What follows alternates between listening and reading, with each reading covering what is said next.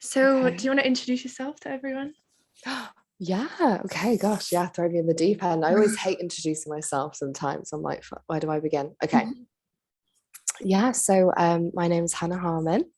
I'm a business mentor and transformation guide, and I primarily work with new coaches, healers, space holders who are in the beginning stages of their business. And I support them with kind of a combination of tools ranging from soulful strategy, selling strategy, and mindset work. So, yeah, I'm so happy to be here. Yeah, thank you so much for coming on. I can tell already your energy is like really calming. I don't know if that sounds Yes. like really weird, but like I'm really big on like energies, and you just like Yeah. you've already made me feel like really calm. So I'm like, thanks. I get like a combination of like soft and fierce. So like I Yeah. make people feel safe, but also like very activated. I always get that reflected back to me, and I'm like, okay, let me write that down. That's so interesting. It's the same with like I've started coaching clients now, and they're just like, you make me feel Mm, so calm. It's just like yeah, your approach, and like I'm a teacher as well, and in the classroom, some other kids have been like, we feel so calm in your yeah, in like your energy energy. and And presence. I'm just like, wow, like it isn't Yeah. multiple people have said this now. So I'm like, oh, it makes you really happy. Yeah, it's so beautiful. Like if you can ever just like say to your friends or people close to you, like, how do I make you feel? What's my Mm, energy like?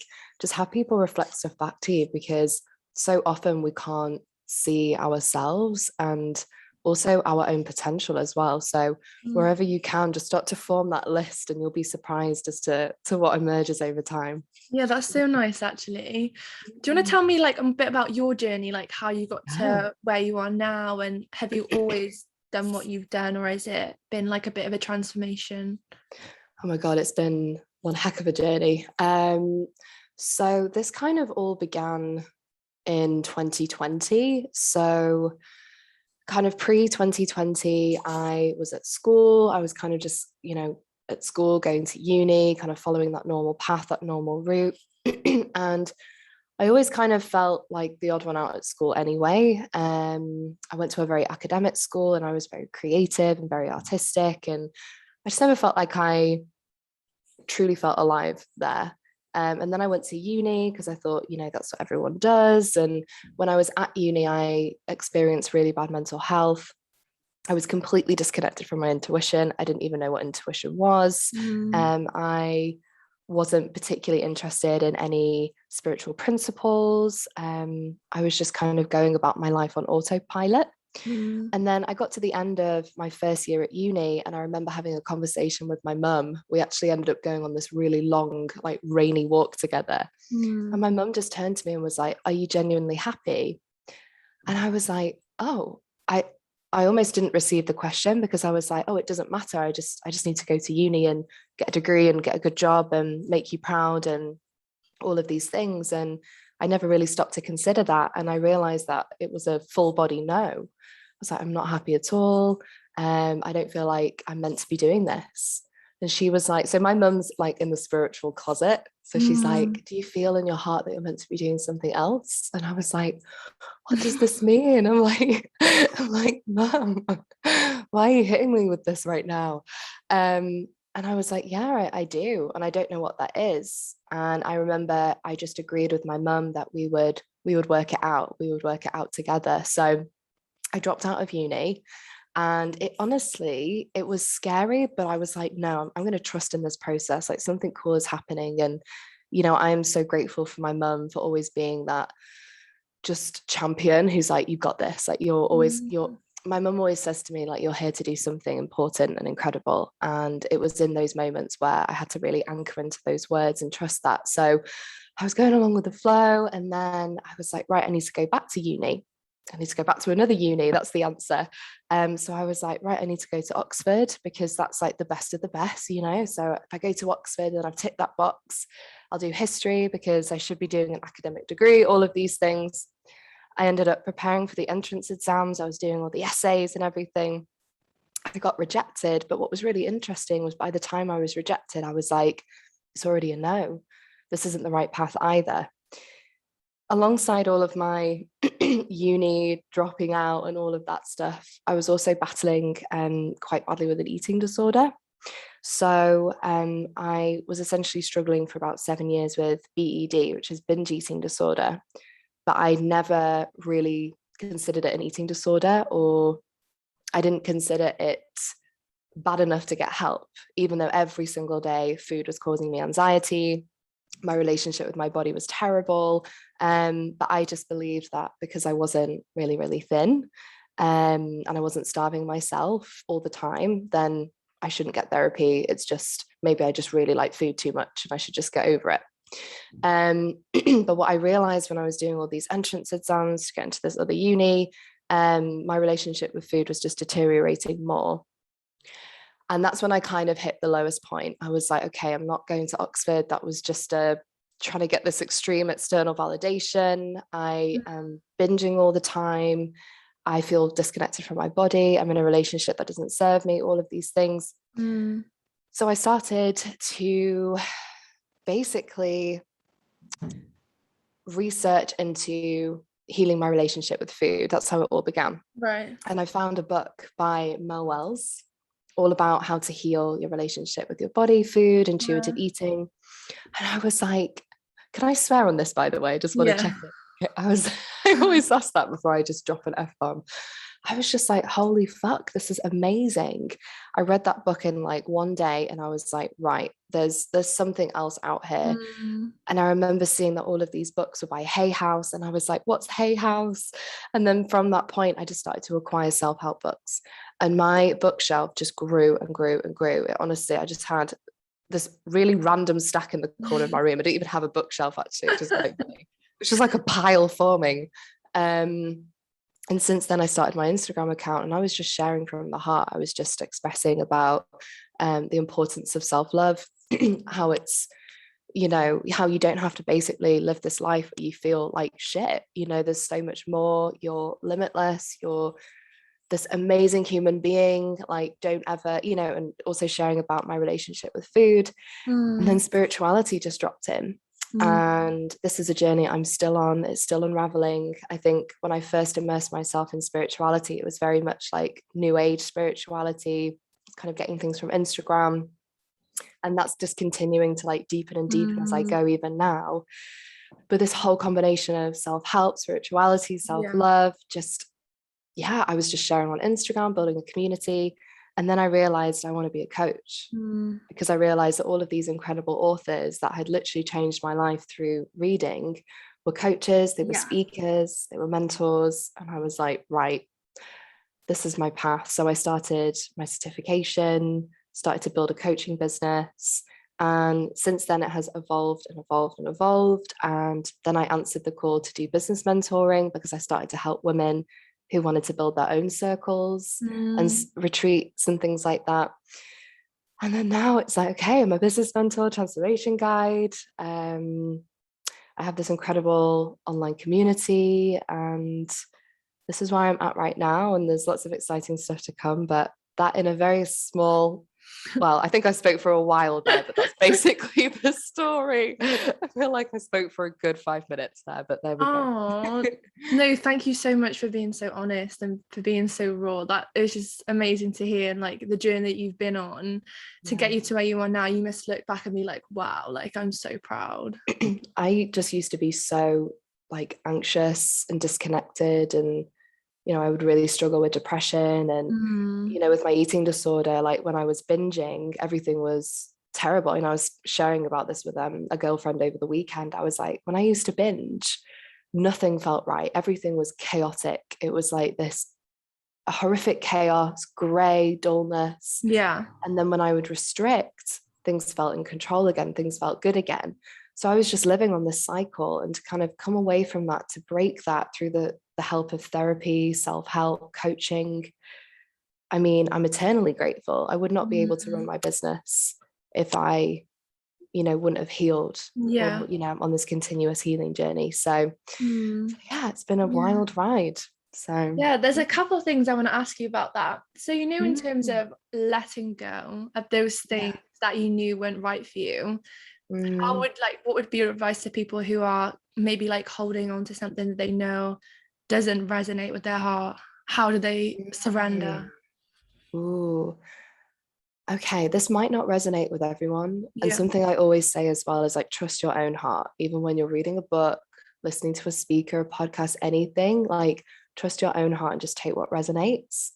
But for me, I noticed that I was holding on to a lot of patterns, whether it was thoughts, beliefs, etc., that weren't serving me.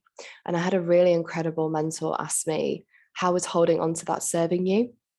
And I was like, what do you mean serving me? It's not serving me. It's making me feel like crap every day. And she Yeah. was like, there's a reason why potentially you're holding on to this. So I'll try and provide an example. So for me, when I first started my business, I was a hustler. So I would hustle, hustle, hustle. I would do 14, 16-hour days.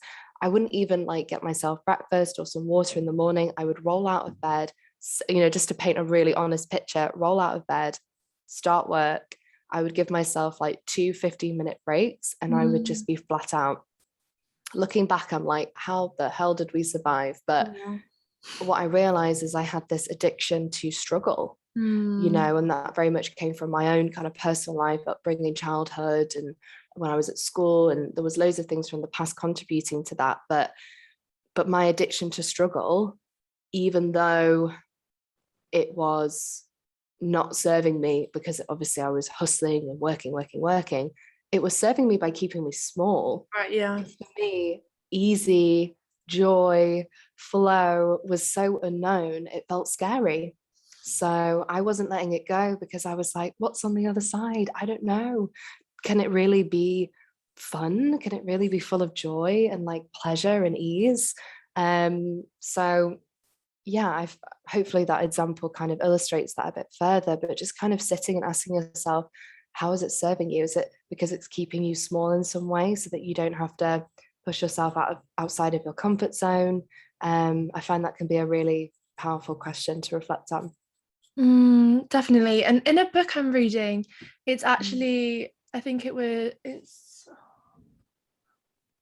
You're a Badass by Jen Sincero. Yes, Yeah. I love that And book. she speaks about the false, like the things that you get from situations that are like, they aren't actually serving you, but because you've done them your whole life, it's like, I'm not sure like what the word is, but exactly what you're saying.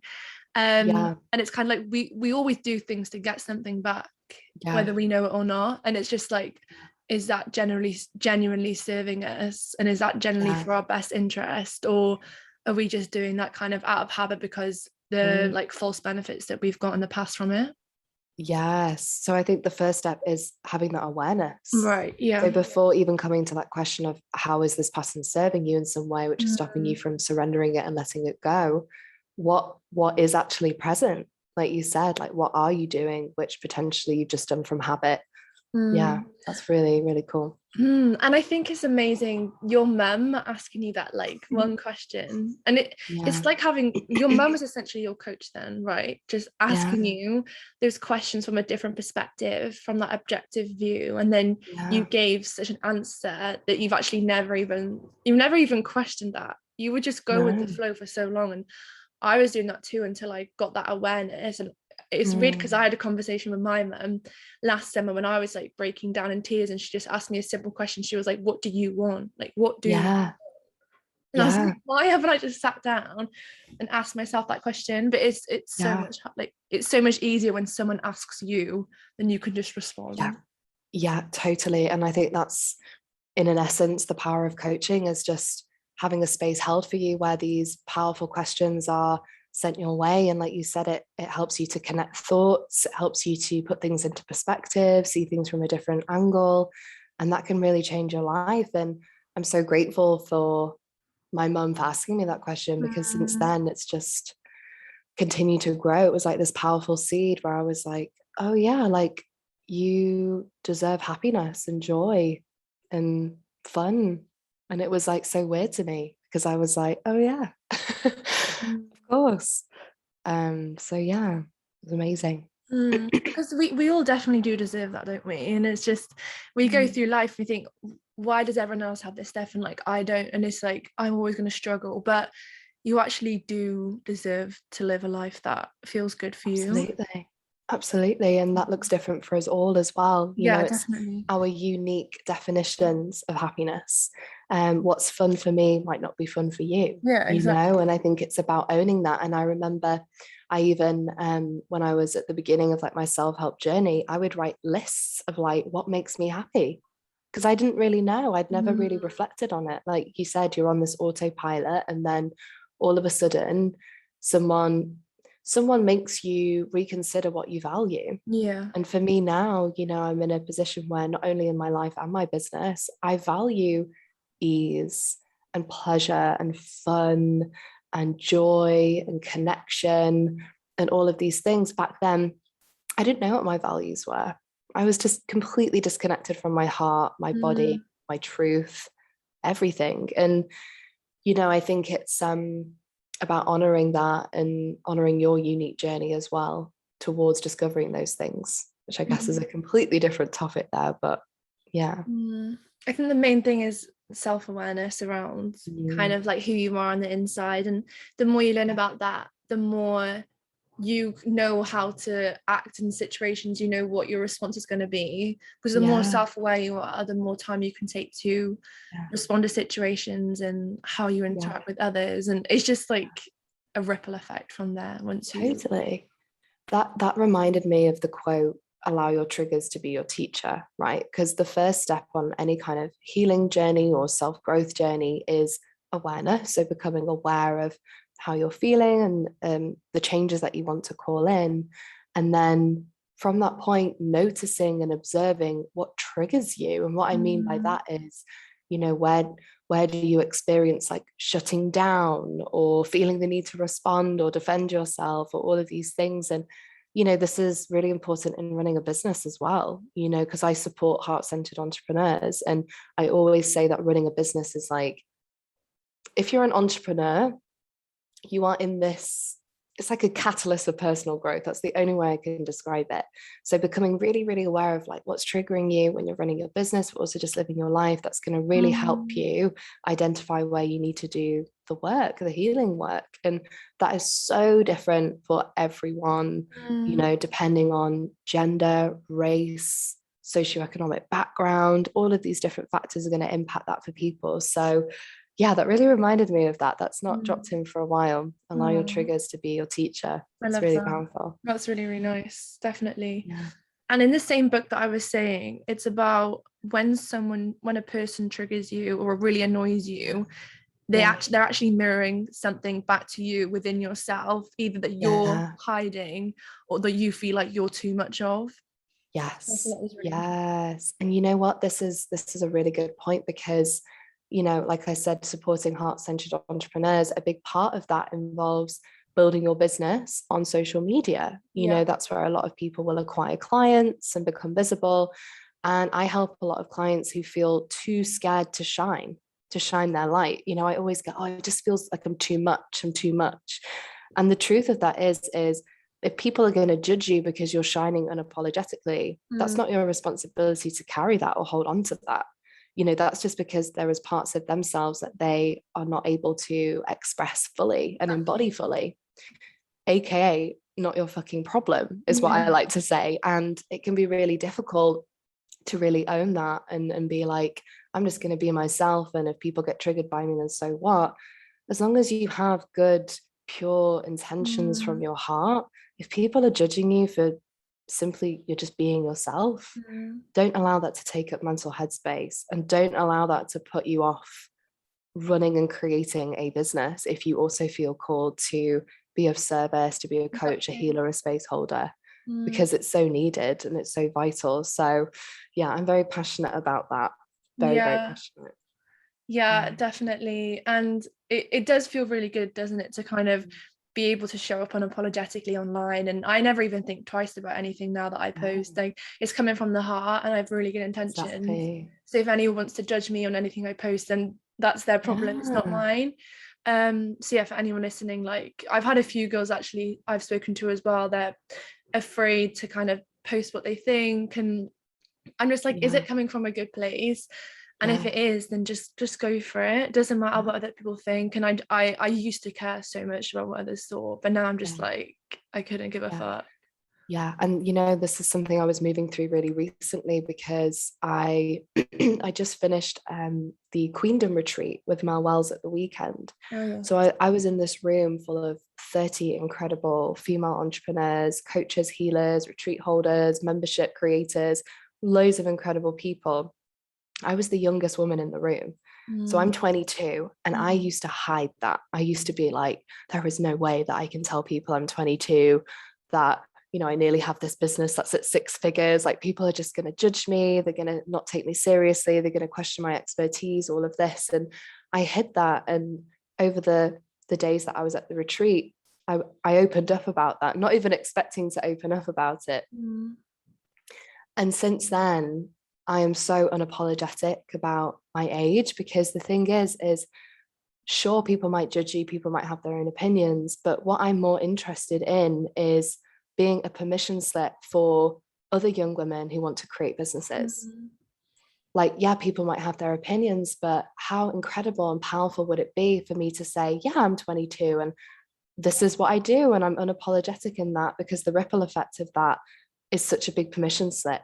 And it means that Mm. so many other women can create their own empires and live a life where they, you know, are fully embodying their desires and what they're here to do. So yeah, it's funny. I also did like I experienced a big shift the last few days with that, where it's like, again, you just continue to uncover these parts of yourself that maybe you're hiding for whatever reason, and then you just start to own it, and it just frees up so much space. So yeah, I don't know where I was going with that, but No, that's really basically lovely. just shine. No, exactly. And in terms of like that sisterhood as well, I've never been to Mm, like a retreat myself. I really do want to go yeah, to one because I know that oh, it would just be you insane. totally But should. tell me about like the retreats Mm, and like the sisterhood. And you're in Mexico right now, so like, have you I been am. to amazing things in Mexico like that? Oh, I mean, Mexico is an incredible, incredible country, and I'm very grateful to be here right now. I think it has such a spiritual heart, and just there's so many opportunities out here to attend circles and retreat spaces. So I'm currently in Playa del Carmen, just about an hour from Tulum as well. And I know in Tulum there's all sorts of things going on. Mm-hmm. Um, but for me, yeah, sisterhood is sacred. And my journey towards embracing sisterhood has not been an easy one. You know, when I was at school, kind of going back to school days, I went to an all girls school, Right. and I was independent as fuck at school. Like I was friends with everyone, kind of friends with no one, Mm. because I had all these walls up. I just didn't trust women, and I think I had really negative experiences with other sisters that just put me off. I was like, it's safer for me to hang out with Yeah. guys. Guys are easier, guys are less bitchy, all of these ridiculous things. Yeah. And I didn't embrace it until I healed myself. You know, there was this beautiful saying that was shared at the weekend, which is that in order to see the goddess in other women, you have to see the goddess within yourself first. And I completely relate to that. But sisterhood is powerful, and I think has the potential to create so much magic. So if you ever find yourself in a position where you can attend a retreat, Mm. and it's, you know, has that sisterhood heart to it, and you can work on releasing those walls and letting them down, and calling in more aligned friendships, I 100% recommend, because it's really life changing. You know, Mm. it's amazing. So yeah. Yeah. I have these like Zoom calls each week. I'm part of this group at the moment, and it's like there's like 5 women in it, and Amazing. it's just the place that it has in my heart. And I Mm, just know like the feelings I get after it's just insane. I just know if that was in person, it'd yeah. just be even more intense. But Oh yeah. I'm so glad I'm a part of that, and I'm kind of just like, I don't know. It's really beautiful, the energy Yeah. exchange. Yeah. Because, you know, the truth is like, other women, other people, they're not our competition, Yeah. you know? And I think the more you learn to love yourself, the more you are able to invite in these deeper connections and friendships. So yeah, and retreats are so powerful. You know, I'm hoping to hold a few of my own, probably more than a few, if I'm being completely honest, in the future, because they are so transformative. You know, being in person as well and just creating those friendships is it's life-changing, you know. Other women are here to be your friends and your sisters. So yeah, it's awesome. Oh, that's so amazing, especially after like COVID and obviously Yeah. that massive disconnect that we've all had the past 2 years. We've not Yes. had that in-person connection with it, which I found really difficult. So I think just being in that energy in that space would just be magical. Yeah. So yeah, I'll definitely if you have one, I Yes. definitely can. Well, I'm birthing something pretty exciting at the moment, which is like a community, but then we also have like immersions, like business immersions, but then also retreats and circles, and it's going to be a mix of Mm. online and in person. So yeah, that's all kind of coming together now. But sisterhood is something that flows into everything that I do, really. You know, even in my business mentoring container, which is the Divine Feminine Founders. Yes, it's a business mentoring container, but we also have sister circles. And for me, I think it's really important to create those connections between the women in the group. Otherwise, when we have that unhealed sisterhood wound, that can also be impacting how you show up in that space and how safe you feel, and whether you feel comfortable, you know, sharing your wins and celebrating the other women in the group. Yeah. So sisterhood and kind of healing the sisterhood wound is always something that I will be raving about and sharing about, because it makes all the difference, even in a business mentoring space, you know. So I think it matters. Yeah, definitely. Oh, I love this conversation so much. Yeah, I feel like I need to tap into all of the Mexico juiciness as well. I feel like I've not even like Yeah. got there. Oh, I know. Like, what's like the most amazing thing about being there? I mean, for me, this is like me fully stepping into my vision board, you know, like since I've been here. Like if you go on my Instagram feed and you scroll down enough on the reels, you'll see that I posted my vision board in a reel at the beginning of January. Wow. There's just been so many moments where I've been like, okay, yeah, vision board moment, vision board moment. Wow, Like, that's holy fuck, incredible. there's another. Yeah. And it's like, for me, I felt like I had to do this because I really value, as a coach, as a CEO, as an entrepreneur, a space holder, I value embodying what you preach, you know, and Yeah. embodying what you teach. And I value integrity. And for me, you know, I can be telling people to do things that scare you and do things outside of your comfort zone, as long as, you know, we're not harming our nervous Yeah. systems. There is a line with that. We'll go into that another time. But you know, for me, it's important to embody that. So, for example, when I'm saying to people, okay, we need to integrate both of the feminine and masculine energies, we need a balance. For me, if I was hustling, I wouldn't be truly embodying that message. So No. for me, coming to Mexico is like, this was my dream, and is my dream to be able to work online and travel, to still hold space, to run more in-person stuff. Yeah. So I had to answer that call. And, you know, for me, there was like no other option really, in the best possible way. Because Yeah. when you get a calling that strong to do something, it's like, okay, it's just a matter of time. So for me, yeah, it's embodying. I think is it talking the talk and walking the walk, Yeah. I think. Mm. I think that's really important. Yeah. Oh, that's so amazing. So did you go out there like by yourself? Yes. Yeah. Love that. So this is the furthest I've ever been away from the UK. So I did like a little trial around Europe just a few months ago, Oh, back in really? at the end of 2021. Yeah, because Mm. I was in a really beautiful position in my business where I was kind of just making enough to get by. I was like, right, there is literally nothing stopping me now other than fear. So I had to like write down I remember I did it with my sister. I wrote down a long list of all of the fears, like what is stopping me from working and traveling in Europe. Okay, I'm 2 hours away from home. If it's really terrible, I'll come back after 3 weeks. Okay, I'm going to go for a month. I'm going to plan out my first month. And if I hate it, I'll come home at the end. And then at least I tried it. So I came up with this action plan of like, here's how I can support myself. And I got out there, and literally within the space of 2 days of arriving in Croatia, because I started my journey in Split, I was like, okay, I'm hooked for life. Like, this is amazing. Like, just arriving and kind of seeing the sea, and I was like, oh my god, like why was I, to be honest with you, I thought I had is, why did I wait so long? Because I totally could have left earlier, but fear is a powerful thing. It can take over you. It can really, blind your vision in many ways.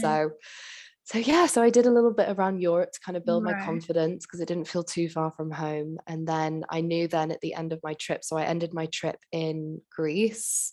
I came home for Christmas, and then I was like, right, what would the next level look like? And then I was like, okay, Central America, 12 hours on a plane. It's like, yep, that'll do it. So then I arrived in Mexico, and I've been here now for 7 weeks. And honestly, I can see myself staying here for the full 6 months and then potentially coming back next year, because it's a really magical place. Oh, so nice. Yeah. So basically, if you really want to do something and you're scared, create that action plan. Because, oh my God, if I wouldn't have done that, I would still be at home in Manchester. Oh, totally. Because I would have just let that fear consume me. Fear is huge. It's still something I'm like, I've worked on a lot of things, but I think like fear and doubt are things that just are super powerful. It's just, they really are. And I think that's why working with a coach, for example, is so powerful, because you have someone to reflect back to you your potential when you are no longer able to witness it. And that's why sisterhood is so powerful, because when you have incredible women who are here to empower you, who are stood by your side, you never forget who you are. Because often we just forget who we are. We forget what our destiny is. We forget what we're here to do. We limit ourselves. We put ourselves down. We underestimate ourselves. And it's like, no, it's like, if you know that you're here to do something big and something incredible and something powerful, then let's make it happen, because everyone is scared. And this is the thing that I've realized is, whether you're a 6-figure, 7-figure business owner, whether you're just starting out, courage is not an absence of fear. Like, they exist, they coexist together. Like, you can be really courageous and you can also be scared to death. A lot of moments in my business, from the first time I held a workshop to like 200 people, or when I walked into that room at the retreat at the weekend and it was like 30 6-figure, 7-figure business owners. And I was like, oh my God, I have to speak and introduce myself and share in front of this entire room with people that have inspired me for so long. In those moments, you can still be courageous. You can still step up and like show up. And it's totally okay if you feel nervous, or your hands are sweating, or you're shaking. You're kind of thinking, oh my God, what the hell am I going to say? Everyone feels that way. And the more you do it, the easier it becomes. So the way I like to view it is like, the quicker I can get the scariest stuff done in my life, like the quicker I can get it sorted out the way done, amazing, because it's just going to mean that I can continue to like be less and less afraid of those things, and it just becomes normal. Definitely. I think the first time doing things as well is super scary, like stepping outside your comfort zone. One example I could think of is when I had like the first guest on this podcast, and I was like so nervous. I remember like literally my voice was like shaking, but now I've had like 20 guests, so it's just comes so natural, like second nature to me. And I never thought I'd like be in this position now where I'm just so comfortable and just like, I think it's amazing, like speaking to all these women, and it's just beautiful, like what stepping outside your comfort zone can do. Oh, absolutely. I think you're such an inspiration to so many people too, if they want to start a podcast, or even like for me, I support startups. So I help a lot of people really birth their vision, and that's really scary, especially because a lot of service-based business owners, that vision comes from their heart and it matters to them. And it's a part of their wider mission. So I mean, my friend Vic, it was really funny at the weekend. called a tattoo artist to come to the hotel that we were staying at, this resort. I was just Oh, like, you know what? We're going all in this weekend, ladies. We're going to get tattoos. And everyone was like, no.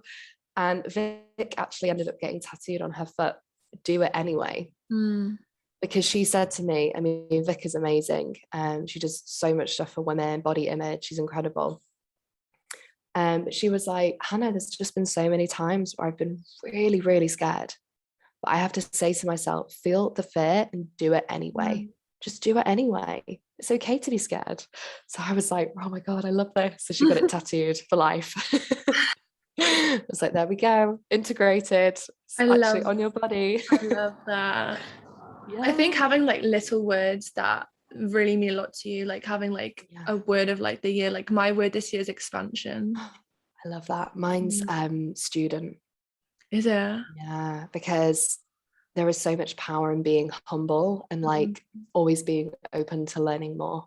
I love that. Like you are never not a student, especially as a business owner, because every day is just like I learned things yesterday that I was like, oh my God, I never learned this before.